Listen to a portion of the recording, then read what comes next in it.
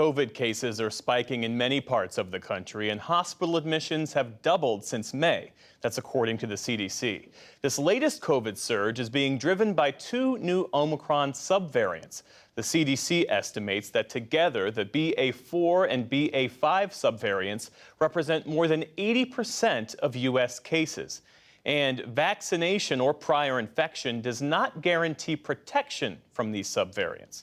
Joining us now to discuss all of this and what role vaccines play in this latest surge is Dr. Peter Hotez, Dean of the National School of Tropical Medicine at Baylor College of Medicine in Houston. It's great to have you with us.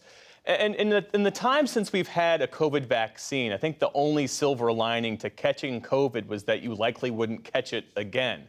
But that seems to no longer be the case, especially with this latest Omicron subvariant. What accounts for that?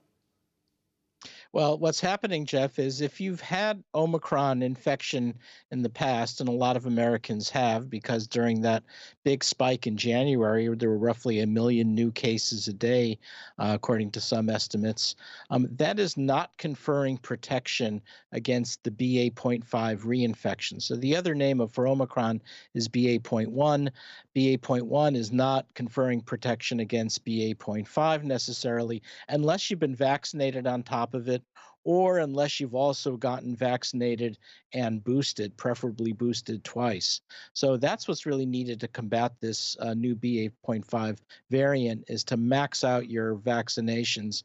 And that does seem to be keeping people out of the hospital, even if it's not necessarily preventing you from still getting infection and keeping you at home for a few days.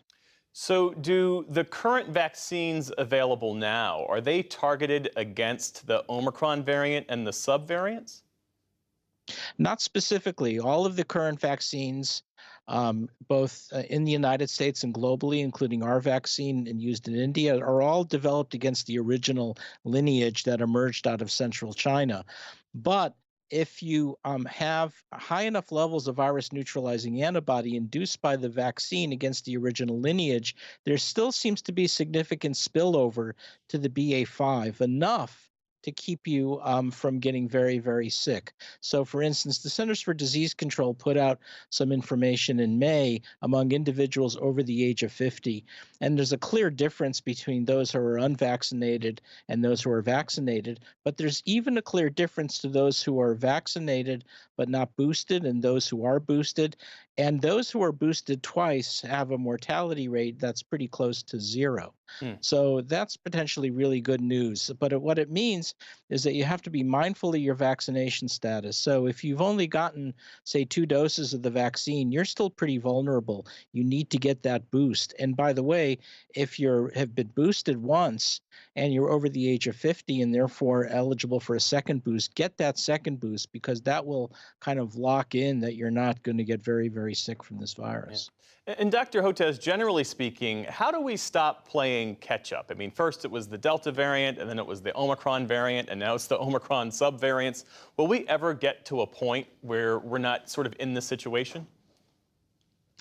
We can, but there's a couple of things has to happen. First of all, we have to do a better job of vaccinating globally, because all of these new variants like Delta, BA.1 Omicron, BA.5 are all rising out of low and middle income countries where vaccination rates have been low.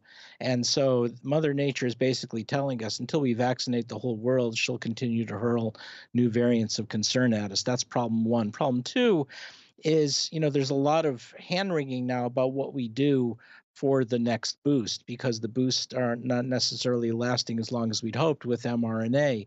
Do we not try to design a BA.5 specific boost, for instance? The problem there is by the time it's available and ready in the fall, BA.5 may already be in the rearview mirror. So there's a lot of interest, including our group, of developing a universal coronavirus vaccine to handle this and other future variants and potentially other future coronaviruses. Because remember, this is the COVID-19, our third major coronavirus of global concern. So that's the long-term answer, is develop a universal coronavirus vaccine. What we really need to figure out is how we proceed between now and, say, the next year or two when that universal coronavirus vaccine becomes available. It's not clear to me that the BA.5 boost is going to be the answer, for the simple reason that by the time it's ready in the fall, it'll be behind us.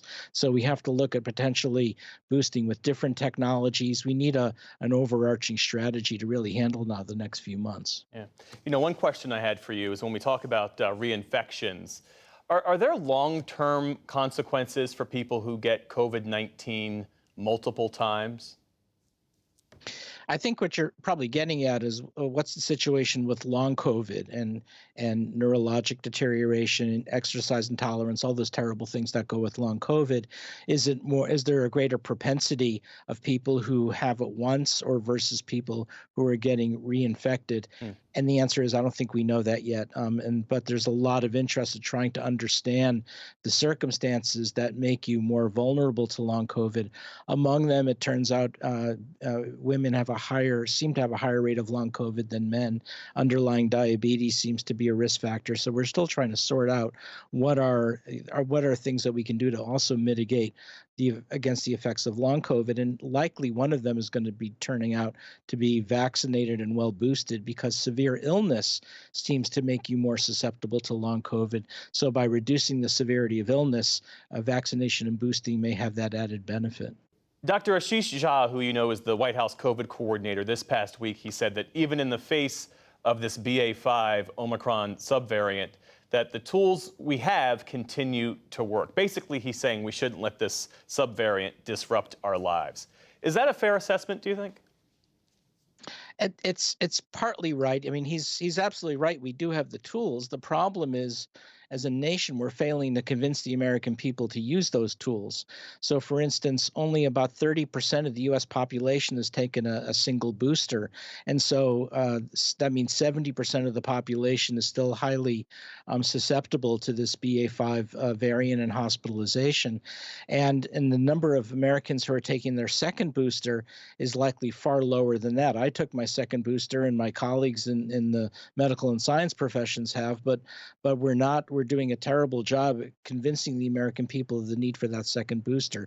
So yes, we do have a lot of tools in hand, but now the next step is really convincing people to use them. And by the way, we're even doing worse vaccinating our kids. Only about 30% of the eligible 5 to 11-year-olds are vaccinated, and we've had some terrible news about the very slow uptake in the under 5. So there's a lot of work to do. Yeah, absolutely. Dr. Peter Hotez, thanks as always. Thank you.